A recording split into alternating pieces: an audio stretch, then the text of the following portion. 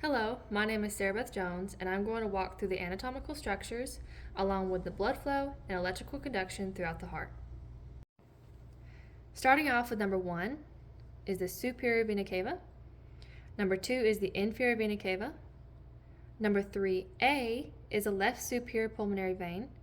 3B is the right superior pulmonary vein. Number 3C is the left inferior pulmonary vein, and 3D is the right inferior pulmonary vein.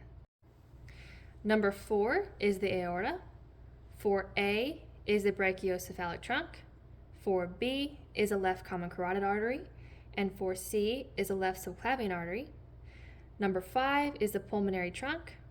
5A is the left pulmonary artery, and 5B is the right pulmonary artery. Moving on, we have number 6, which is the right atrium. Number 7 is the right ventricle. Number 8 is the moderator band. Number 9 is the left atrium. And number 10 is the left ventricle. Next is the tricuspid valve, which is labeled by number 11, which has 3 leaflets. So 11A is the septal tricuspid valve leaflet. 11B is the anterior tricuspid valve leaflet. And 11C, back here, is the posterior tricuspid valve leaflet.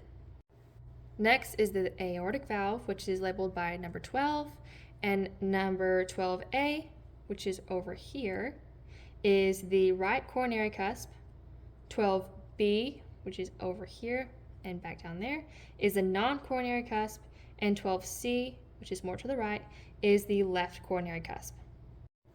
Next is the mitral valve, which is labeled by number 13. So 13A is the posterior mitral valve leaflet, and number 13B is the anterior mitral valve leaflet. For the last valve, we have the pulmonic valve, which is labeled by number 14. Starting off, we have 14A, which is the left pulmonic valve leaflet, 14B, the right pulmonic valve leaflet, and 14C, the anterior pulmonic valve leaflet. The last structures are number 15, the interventricular septum, number 16, the interatrial septum, and number 17, the coronary sinus. Next is the blood flow throughout the heart. Deoxygenated blood drains into the heart via 3 main veins: the superior vena cava, which drains the head, neck, arms, and chest; the inferior vena cava, which drains the lower body; and the coronary sinus, which drains the heart muscles. All 3 of these veins drain into the common destination, which is the right atrium. Deoxygenated blood from the right atrium continues on through the tricuspid valve into the right ventricle, which then contracts and pumps the blood through the pulmonary valve, up through the pulmonary trunk, and into the right and left pulmonary arteries. The blood then flows into the capillaries of the lungs, where the deoxygenated blood expels of carbon dioxide during exhalation and picks up fresh oxygen during inhalation. After the blood has been reoxygenated, it travels back towards the heart via the 4 pulmonary veins and into the left atrium. The blood then travels through the bicuspid, also known as the mitral valve, and into the left ventricle, where the heart will then contract and pump the blood through the aortic valve and up through the aorta. From the aorta, a little bit of blood first flows into the coronary arteries, which supplies the heart itself with oxygenated blood. Moving on a little further, more blood flows into the 3 arteries branching from the aortic arch.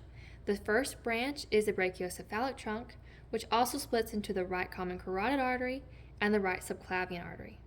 The other 2 are the left common carotid and the left subclavian artery. All 4 of these branches supply the blood to the head and the neck.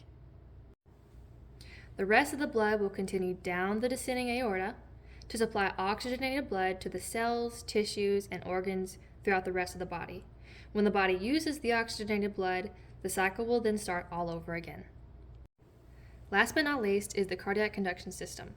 Every heartbeat starts here at the SA node, also known as the sinoatrial node. This is the heart's natural pacemaker, and it generates an electrical impulse that makes the atria contract and pushes the blood down into the ventricles.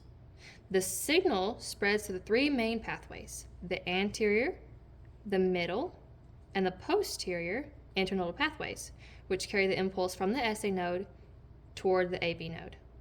The anterior internodal pathway gives off a branch called the Bachmann's bundle, which sends this signal to the left atrium so that both atria contract at the exact same time. The impulse then reaches the AV node, also known as the atrioventricular node, and this node acts like a small delay station. It slows down the impulse just long enough to let the atria finish contracting before the ventricles contract. From the AV node, the signal travels down into the bundle of His, which is the only electrical connection between the atria and the ventricles.